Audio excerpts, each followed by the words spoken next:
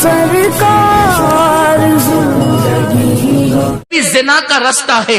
اس کے بعد میرے آقا نے فرمایا کوئی عورت ایسا زیور نہ پہنے جس کے اندر گھنگرو بندھا ہوا ہو، اس لیے کہ گھنگرو والا زیور اگر عورت پہن کر کے چلے گی تو گھنگرو کی آواز پیدا ہوگی، اور جب گھنگرو کی آواز پیدا ہوگی لوگ اس کی طرف متوجہ ہو سکتے ہیں، یہ بھی گویا کہ زنا کا راستہ ہے۔ پھر میرے آقا نے فرمایا عورت اپنے جسم پر خوشبو لگا کر باہر نہ نکلے، اس لیے کہ جب عورت خوشبو لگا کر باہر نکلے گی تو لوگوں کی ناک میں اس کی خوشبو آئے گی تو لوگ اس کی طرف متوجہ ہوں گے، یہ بھی زنا کا رستہ ہے۔ ایک مرتبہ سیدنا فاروق اعظم کی ناک میں خوشبو پہنچی، آپ نے پلٹ کر دیکھا تو عورت قریب سے جا رہی تھی، آپ نے کوڑا اٹھایا اور اس عورت کو تان دیا، فرمایا ظالم تو خوشبو لگا کر نکلتی ہے، مردوں کو اپنی طرف متوجہ کرتی ہے، اس کے بعد اگر تجھے اس کیفیت میں دیکھا تو تجھے کوڑے لگائے جائیں گے۔ عورت خوشبو لگا کر باہر نہیں نکل سکتی، اور اگر خوشبو لگانا ہی ہے تو ایسی خوشبو جس کا کلر گہرا ہو اور خوشبو ہلکی ہو کہ قریب سے گزرنے والے کو بھی اس کی اطلاع نہ ہو، ایسی خوشبو لگائے۔ لیکن ایسی خوشبو لگا کر بھی گھر کے باہر نکلنے کی اجازت نہیں، وہ صرف شوہر کے لیے اجازت ہے۔ میرے پیارے آقا صلی اللہ علیہ وسلم کی کنیزوں، تو یہ بھی زنا کا رستہ ہے، یہ بھی زنا کی راہ ہے۔ عورت خوشبو لگا کر گھر سے باہر نکلے، میرے سرکار مصطفیٰ کریم رؤوف الرحیم صلی اللہ تعالی علیہ وسلم فرماتے ہیں میں نے جہنم میں کچھ عورتوں کو اور مردوں کو اس حالت میں دیکھا کہ ان کی چمڑیوں کو آگ کی کینچی سے کاٹا جا رہا ہے۔ میں نے پوچھا جبریل یہ کون لوگ ہیں؟ تو عرض کیا جبریل امین نے یا رسول اللہ صلی اللہ تعالی علیہ وسلم یہ آپ کی امت کی وہ عورتیں اور لڑکیاں ہیں جو اس لیے بن سنور کر گھر سے نکلتی تھی کہ لوگ ان کو دیکھیں اور ان کے فتنے میں مبتلا ہو جائیں۔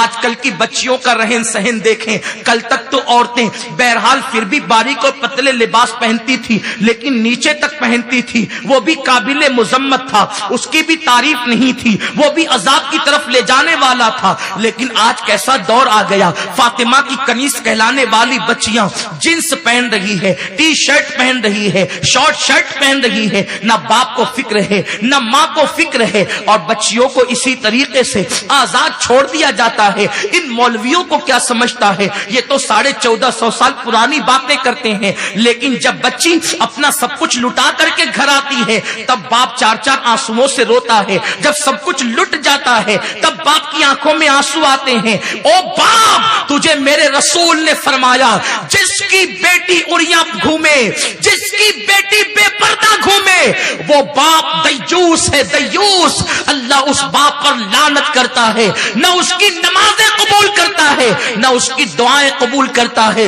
جس شوہر کی بیوی بے پردہ گھومے، باریک اور پتلے لباس پہنے، وہ شوہر بھی دیوس ہے، اللہ نہ اس کی دعا قبول کرتا ہے نہ اس کی نمازیں قبول کرتا ہے۔ میرے پیارے آقا علیہ السلام کے پیارے دیوانوں، یہ جینس اور ٹی شرٹ بھی زنا کے رستے پر لے جانے والی چیز تھی، اس لیے کہ جب بالکل جسم سے ٹچ جو ہے جنس دیکھے گا انسان اور ٹی شرٹ دیکھے گا اور یا عورت کو دیکھے گا تو اس کے جذبات بھڑکیں گے اور وہ گناہ کی طرف مائل ہوگا، اس کے قدم اٹھتے چلے جائیں گے۔ میرے پیارے آقا علیہ السلام کے پیارے دیوانوں، یہ لباس بھی کم طوفان نہیں مچا رہا تھا، لباس تو طوفان مچا ہی رہا تھا، قیامت بپا ہی کر رہا تھا، معاشرے میں آگ ہی لگا رہا تھا۔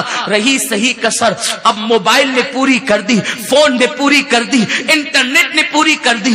گھر بیٹھے بیٹھے قوم کی بچیاں انٹرنیٹ پر دوسرے لڑکوں سے رابطہ کرتی ہے۔ میں یہ نہیں کہتا کہ سب بچیاں ایسا کرتی ہے، واللہ آج بھی مسلمانوں کی 99% بچیاں سیدہ فاطمہ کے نقش قدم پر ہے، یہ میرا حسن ظن ہے۔ لیکن ہمارا اجتماع چونکہ پوری دنیا میں سنا جاتا ہے اور بچیوں کو آگے کوئی جو ہے وہ مس گائیڈ نہ کرے، بچیوں کی آبرو کو کوئی تباہ نہ کرے، ہم پہلے ہی سے انہیں آگاہ کر رہے ہیں، کیونکہ میرے رسول نے ایک بیٹی کی عزت کو کعبے سے بلند کر دیا ہے۔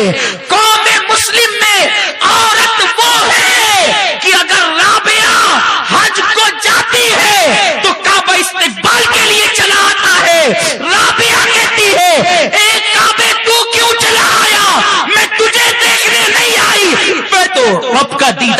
دیکھنے آئی ہوں, میں تو خدا کا جلوہ دیکھنے آئی ہوں. میرے پیارے آقا صلی اللہ علیہ وسلم کی کنیزوں, عورت وہ ہے حج کو جائے تو کعبہ آ جائے, عورت وہ ہے حج کو جائے تو کعبہ استقبال کے لیے آ جائے. اور صرف استقبال ہی نہیں بلکہ اللہ اکبر, ایک بزرگ فرماتے ہیں میں حج کے لیے نکلا, اس شان سے نکلا ہر قدم پر 2 رکعت نماز پڑھوں گا. میری قوم کی بچیوں, عورت کیا ہے دیکھو, عورت کا مقام جانو, عورت کا مرتبہ جانو.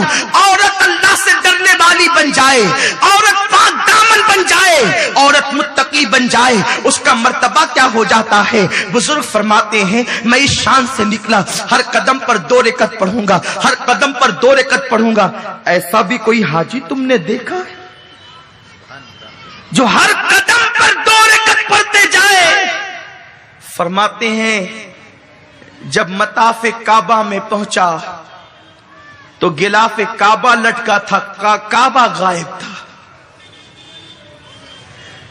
لوگوں کی نظریں دیکھ نہیں پا رہی تھی کہ غلاف کعبہ نہیں ہے. میں نے پوچھا اللہ کعبہ گیا کہاں؟ تو ندا آئی میرے بندے کعبہ رابعہ کا طواف کرنے کے لیے گیا ہے. رابعہ کبھی وہ ہے کہ حج کو جائے تو کعبہ استقبال کو آئے, اور نہ جائے تو رابعہ کا طواف کرنے آئے. یہ رابعہ کون ہے؟ رنگ کالا ہے, قد ناٹا ہے,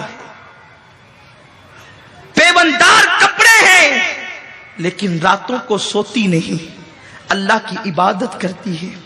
اور یہاں حال کیا ہے, قوم کی بچیاں نیٹ پر, انٹرنیٹ پر, مسلم بچیاں بیٹھ کر دوسروں کو نکاح کی دعوت دے رہی ہے,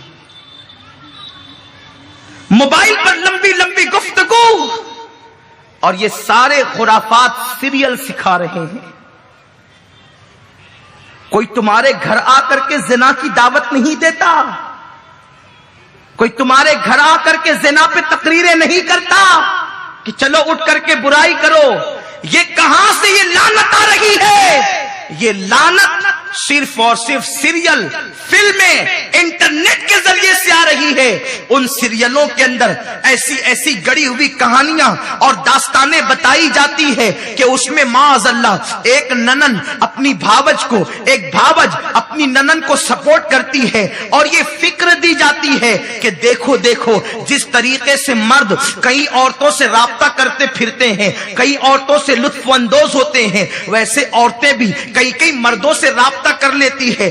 بڑی معذرت کے ساتھ یہ کوئی دوسری عورت تو کر سکتی ہے, کلمہ پڑھنے والی عورت نہیں کر سکتی, اس لیے کہ میرے رسول نے ایک کلمہ پڑھنے والی عورت کی عزت کو کعبے سے بلند کر دیا ہے. میری بہنوں تم وہ ہو کہ تمہاری شان میں اللہ تبارک و تعالیٰ نے قرآن کی آیتیں نازل کی ہے. پورے قرآن میں آپ کو کہیں سورۃ الرجال نہیں ملے گی, لیکن آپ کو پورے قرآن میں سورۃ النساء ملے گی. اللہ نے عورتوں کے نام سے قرآن کے اندر سورت نازل فرمائی. سورۃ النور کے اندر اللہ تبارک و تعالیٰ نے عورتوں کی فضیلت کو بیان فرمایا. سورہ نساء میں اللہ نے عورتوں کے مرتبے کو بیان فرمایا. سورہ آل عمران اور سورہ مریم کے اندر اگر عورت کے حوالے سے دیکھا جائے کئی صورتیں عورتوں کے حوالے سے ہے, لیکن اللہ اکبر آج عورتوں نے معاذ اللہ رب العالمین جانور سے بھی زیادہ اپنے آپ کو گرا لیا ہے.